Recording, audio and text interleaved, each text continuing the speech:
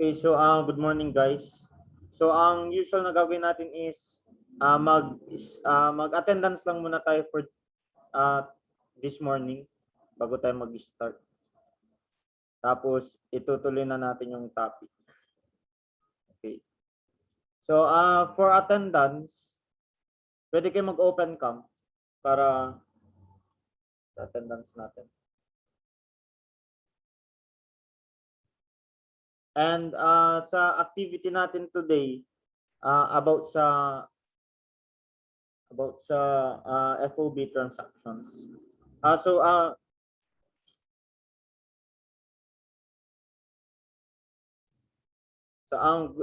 Wait lang. So today we will have a special guest sa sa tutorial session natin, si Sir Melvin.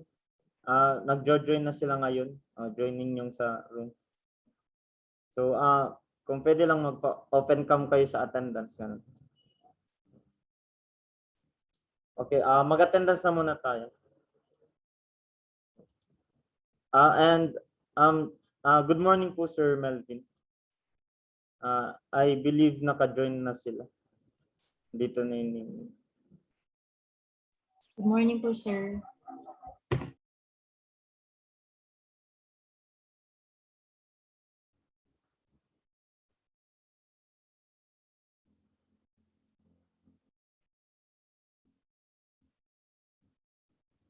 Hello. Let me just prepare technical difficulties.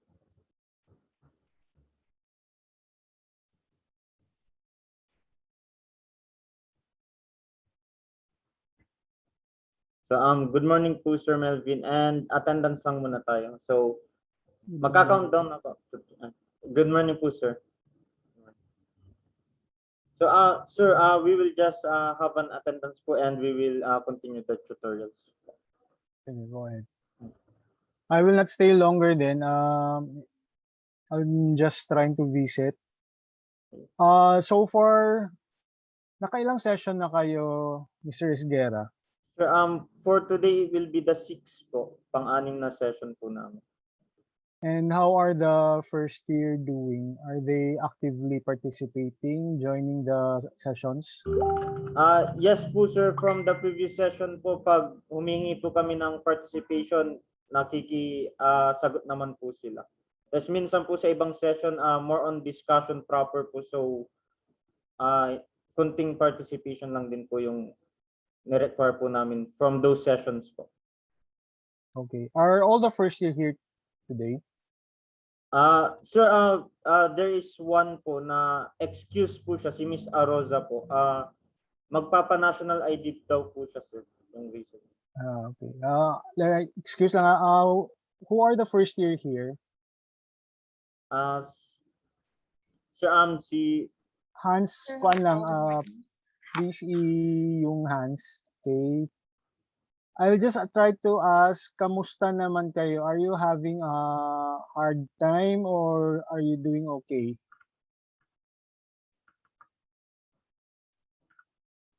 First year?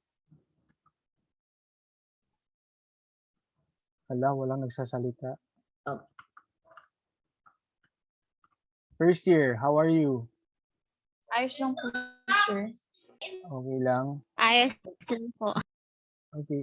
First year, be attentive and participate to the best you can in the tutorials given by the higher years. Ito yung purpose ng tutorial na to kasi alam namin na minsan tayo sa klase mismo, we are hesitant, we are afraid to ask questions. And this is the opportunity for you to ask questions being discussed by the higher years. So don't hesitate. Tulong ito sa inyo. At the same time, you're also helping our higher years. Okay? Is that clear? Opo, sir. Okay. Mr. Esguera, I will not stay long. May request lang ako. Can you please take a screenshot?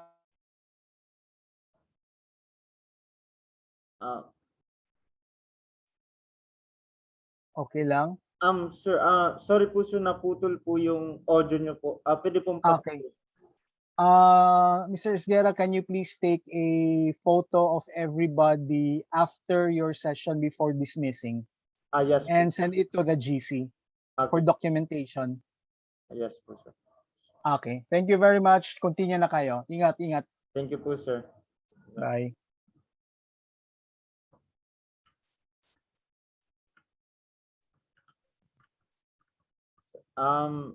So, pwedeng pa-open cam lang po ulit. Hindi ko po kasi na attendance. Okay, so I'll just count down to 3 tapos smile tayo. Okay, so 1, 2, 3, smile. Okay, next slide din ng wait lang, wag muna kayo mag-off cam, isa pang slide, dalawang slide. So 1, 2, 3, smile. Okay, so thank you guys. So ituloy na natin yung discussion. And thank you din sa pag open cam and mic kanina.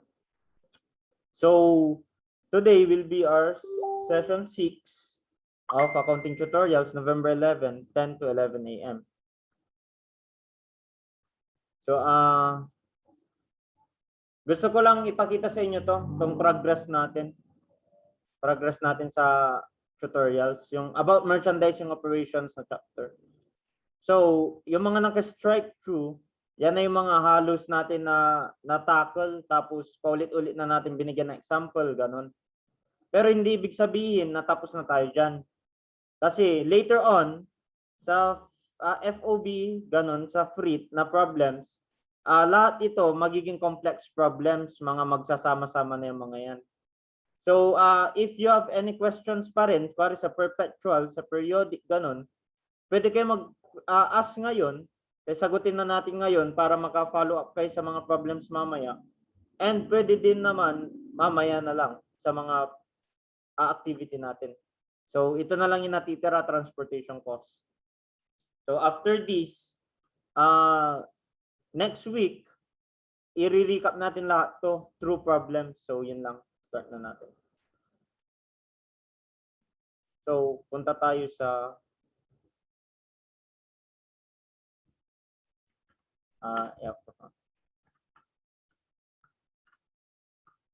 punta tayo sa FOB. Okay, so dito na tayo guys sa FOB. So, katulad yung, di ba, na-tackle na natin to dati, yung Thursday ata yun? Ay, Tuesday, last October pa yun, October 26 ata. Meron yung isang session 4, I believe. Ata yun. Session 4 or 3. Session 3 pala. Tinakal na natin to sa FOB. So, ngayon, I have prepared a slide na mas mapapadali yung presentation natin ng FOB. So, explain ko lang to. Ginawan ko siya ng color coordination. Kung mapapansin nyo, di ba? FOB destination, ano siya? Letter D, di ba? Pag letter D, di ba? Seller yun, ganun. Kasi pag FOB shipping point, di ba letter S? Bawal mag-S ang seller dyan. So, buyer. Ito, S. So, buyer agad yan. Pag FOB destination, seller. Isa rin yung sa palatandaan. So, ang gagawin natin dito, FOB destination, seller, di ba? Color blue na arrow. Pag sinabi mo FOB destination, obligation to pay, di ba? Should pay. Ang ibig sabihin ng FOB destination, who should pay the freight, yung shipping cost. So, it would be the seller. Ngayon, pag si seller ang magbabayad, should, hindi pa siya mismo yung nagbayad, should lang yan. Siya may obligation to pay. Pag kay seller, automatic, ang tandaan nyo, account title ni seller is transportation out. Okay?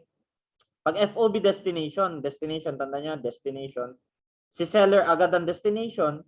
So, anong account title ni seller? Transportation out.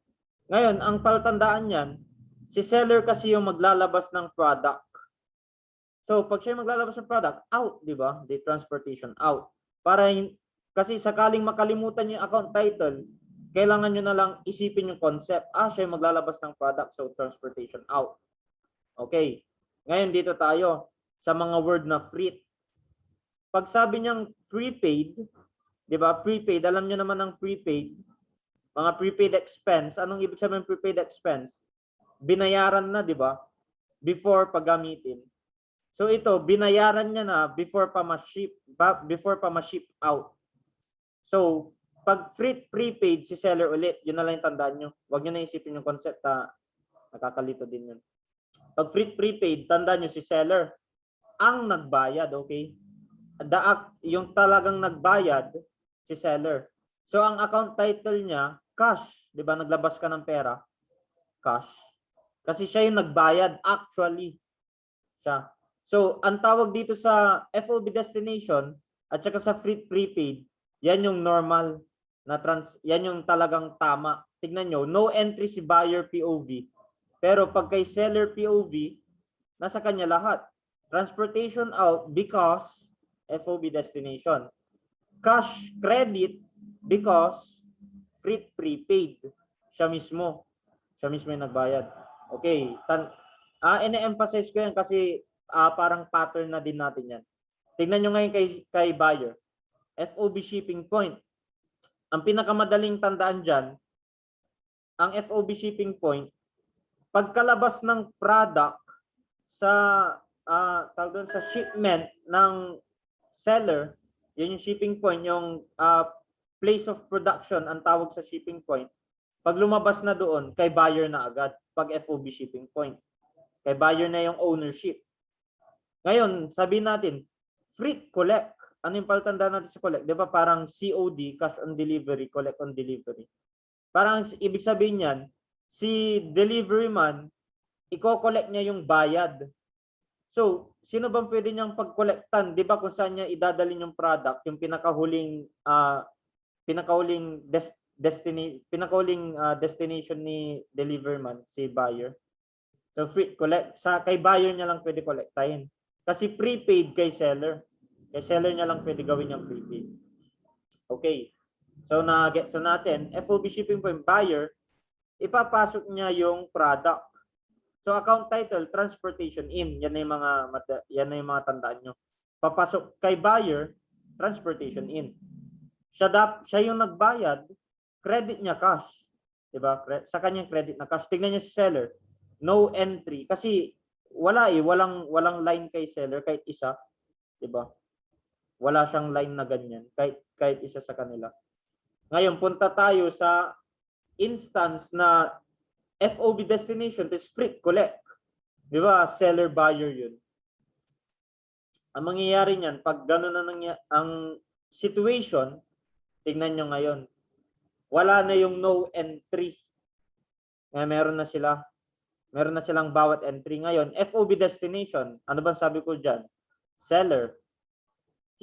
Seller should pay. Should. So, sa kanyang transportation out na account title. Pero pansin nyo, bakit accounts payable yung credit? Kasi ang kasama niya, freight collect. Anong ibig sabihin ng mga nasa freight? Anong ibig sabihin ng freight? Diba? The one who actually, diba? Yun yung word, actually paid. Yung isa should, obligation niya lang. Pero hindi niya pa ginagawa. Si freight, actually paid. Kahit hindi niya obligation, siya na may nagbayad. Ang nagbayad si buyer. Diba? Si buyer. Dapat si seller, di ba? Dapat, yung word, dapat si seller. So, ang gagawin ni buyer, nagbayad siya. So, ano yung meron kay buyer? Yung arrow line niya, credit to cash. Di ba? Yung arrow line ni seller, dahil should, debit to transportation out. So, ang palatandaan na lang dyan, yung mga susunod na account title na kasama nila, dahil si seller nagbayad siya, pero hindi dapat siya yung nagbayad, so kailangan niyang, parang may utang sa kanya si seller. Di ba? May utang sa kanya si seller. Pag may utang ka sa isa, di ba meron kang accounts receivable. So accounts receivable agad ang debit niya. Ngayon si seller, dapat ako yung nagbayad, sabi ni seller, pero binayaran ni buyer. Ano ibig sabihin nun? May utang ako kay buyer. Pag may utang ka, di ba accounts payable yung credit mo? may utang ka sa kanya, babayaran mo pa. So yan yung mga corresponding na account title. Kasi ang pattern natin dito, pag FOB destination, automatic yan kay seller. So automatic rin yan, account title, debit to transportation out. Automatic na yan, transportation out, debit. Pero sakaling free collect, hindi siya nagbayad, si buyer, so bawal ka mag-credit ng cash, di ba? Saan pupunta yung credit na cash? Kay buyer na point of view. Kasi sa kanya yung arrow, nasa kanya arrow sa cash. Ang ibig sabihin niyan, kailangan na lang natin i-identify yung mga kasama niyang account title. So, kinlarify na natin ng pinakamadali. Pag may binayaran ka na hindi dapat ikaw magbabayad, may utang sa iyo yun. Accounts receivable. Yung isa, dapat siya nagbayad pero hindi niya binayaran, may utang siya. Accounts payable. So, same na din yan. Excuse me, ito na lang. Same na din yan. Pag FOB shipping point ang pinag-uusapan natin, tapos free prepaid. Ang nangyari lang yan, nabaliktad. Kanino ngayon yung should kay buyer?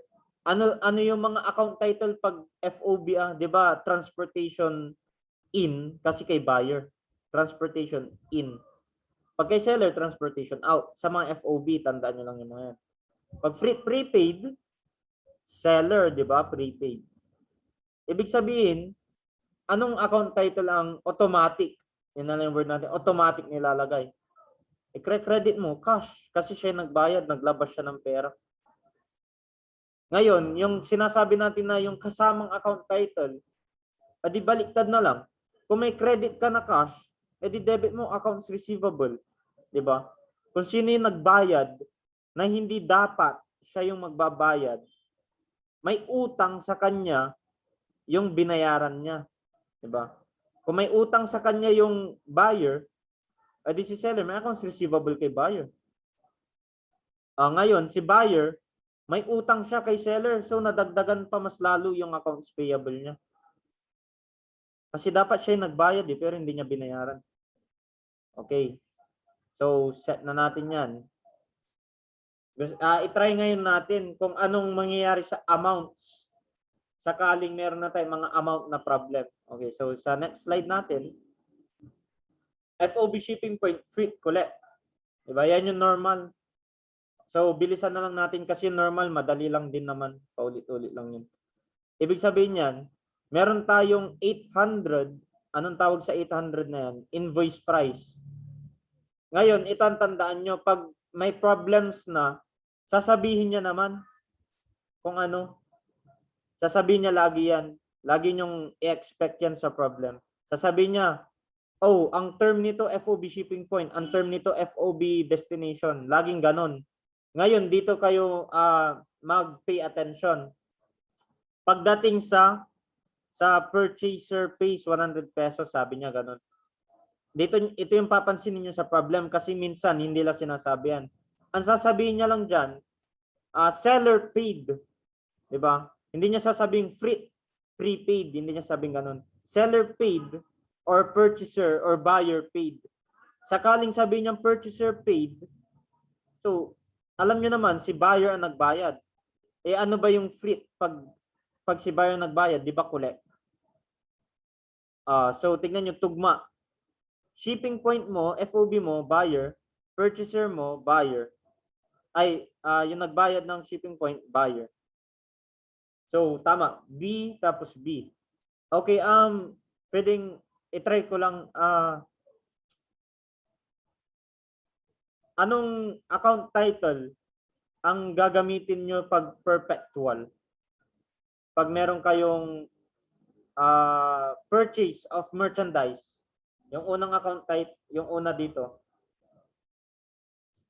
yung debit, di ba, is credit. Sa credit, accounts payable, di ba, accounts payable. Kasi meron tayong credit terms, meron tayong discount.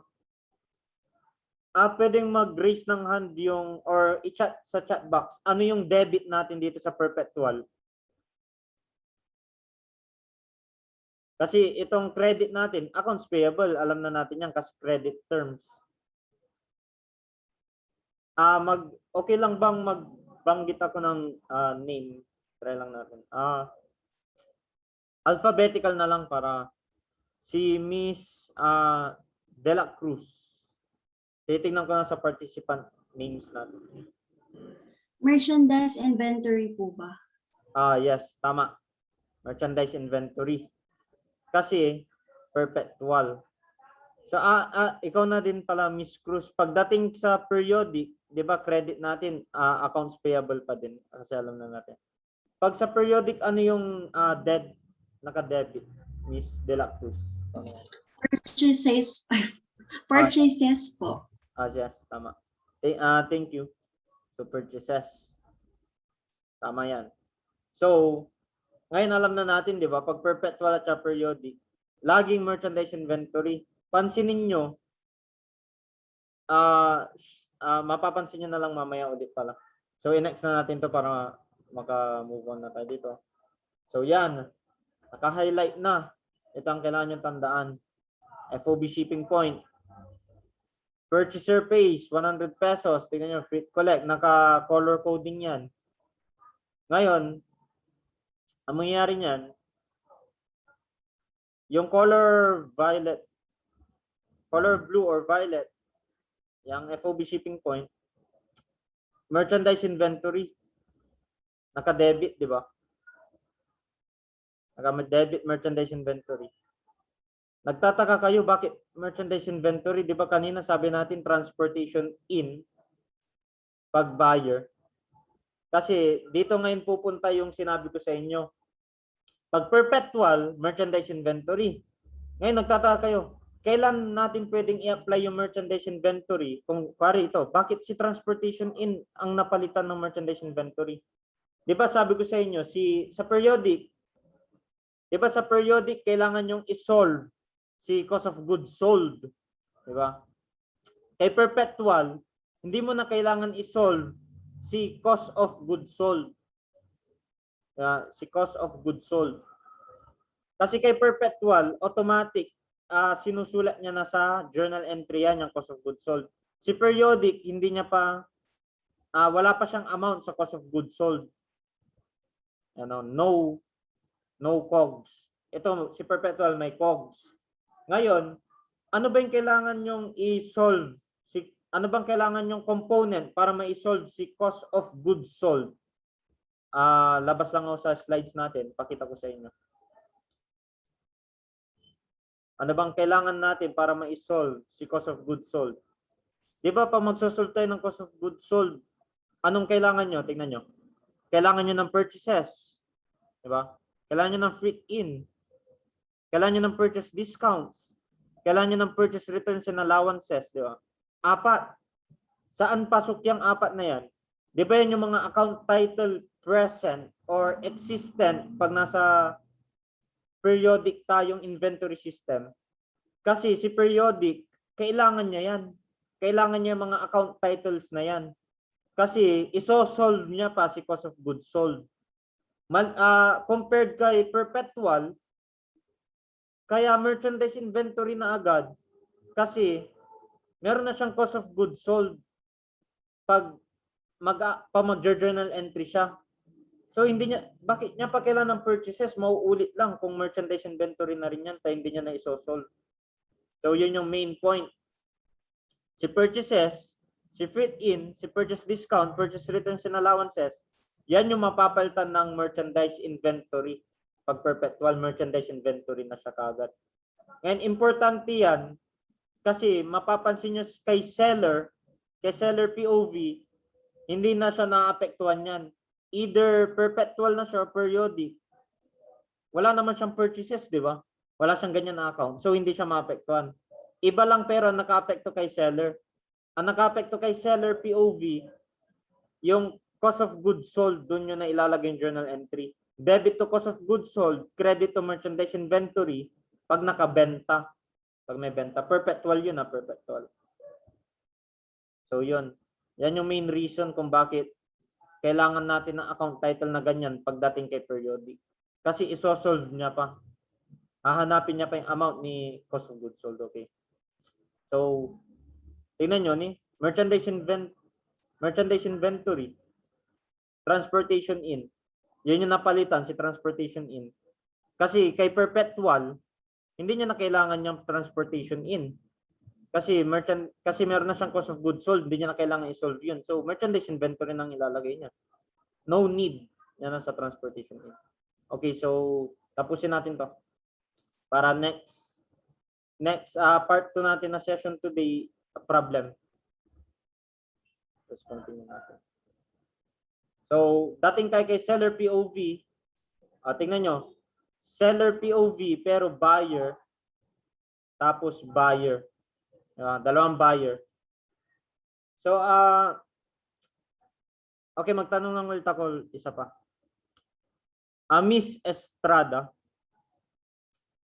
Ang question ko lang is, meron ba tayong entry para sa FOB shipping point na transaction? Kuwari kuwari kay buyer POV, di ba meron siyang entry?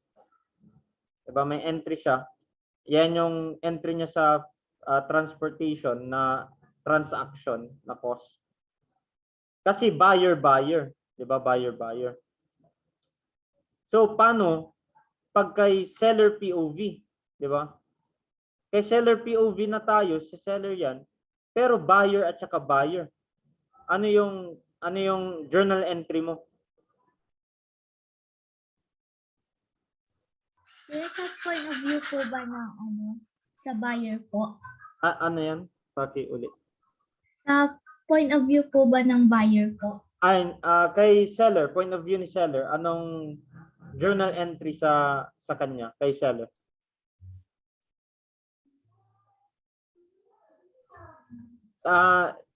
Bigyan kita ng hint. Yung freight collect, si buyer ang magbabayad, di ba? Ay ang nagbayad. FOB shipping point, si buyer ang dapat magbayad, freight collect, si buyer ang nagbayad. So, ano na yung i-entry ni seller? Kung si buyer na yung nagbayad, tapos si buyer dapat talaga yung magbayad. Pari, di ba dito ay meron tayong sales. Ay, accounts receivable pa lang, sorry.